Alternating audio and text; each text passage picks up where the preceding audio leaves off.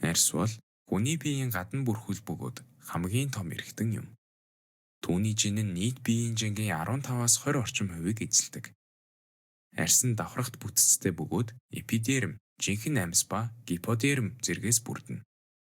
Эпидермсийн доод давхраг болох дээр буюу жинхэнэ арьсны давхрагт мөн гиподерма давхаргын зарим хэсэгт гадаад орчноос ирж буй механикийн, дулааны болон химийн өдөөлтийг хүлээж авдаг хэд хэдэн төрлийн рецепторууд байдаг.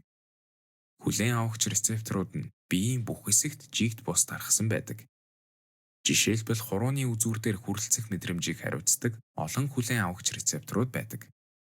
Мөн хөл дээр хүчтэй даралтад мэдрэмтгий байдаг олон тооны хүлээн авахч рецепторууд байдаг. Арьсны рецептороос үүссэн мэдрэлийн импульс нь мэдрэхүйн мэдрэлээр дамжин тархины үүдэл эсвэл нугас руу дамждаг. Арьсаас ирж буй мэдээлэл нь тархины том гадаргын мэдрэхүйн хэсгүүд рүү дамждаг. Хүний биеийн бүрэн бүтэн байдал занал хийж буй механик, температур ба химийн өдөөлтүүдийн нөлөөнд ор өвдөлт үүсдэг. Гэсэн хэдий ч өвдөлт нь туйлын тааламжгүй мэдрэмж боловч хүний биед маш ашигтай юм. Өвдөлт нь бие махбодыг удахгүй болох аюулаас сэрэмжлүүлж, түүнээс зайлсхийх арга замыг хайхад тусалдаг. Арьсанд байрладаг чөлөөтэй мэдрэлийн төгсгөлүүд нь өвдөлтийн мэдрэхүйг хариуцдаг.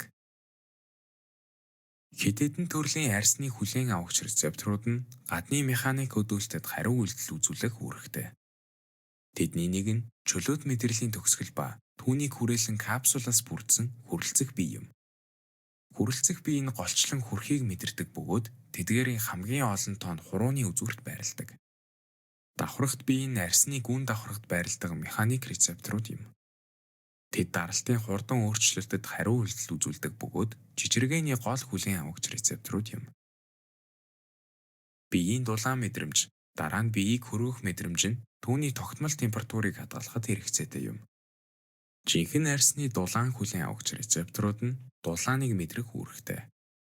Хүлээн авахч рецепторын өдөөлт нь төв мэдрэлийн систем дамжих үед арьсны судас өргөсөж, хөлсний булчирхааны үйл ажиллагаа идэвхждэг. Судас өргөсгөх нь арьс руу урсах цусны урсгалыг нэмэгдүүлж, үүнтэй зэрэгцэн дулаан дамжуулалт нэмэгддэг. Биеийн гадаргуугаас хөлс ууршихтай холбоотойгоор биеийн нэмэлт хөргөлт үүсдэг. Хүйтнийг хүлээж авах нь бас биеийн температурыг тогтмол байлгахад тусалдаг. Жинхэнэ арьсны хүйтэн хүлээн авахч рецепторууд нь хүйтний мэдрэмжийг бий болгоход оролцдог. Хүйтний хариуд ус босгогч булчингууд агшиж, арьсан дээр хүсний голыг шулуун болгодог бөгөөд энэ нь хэвийн температурт арьсан дээр дарагдсан байдаг. Үүнээс болж дулаан тусгаарлах давхаргын зузаан нэмэгддэг байна.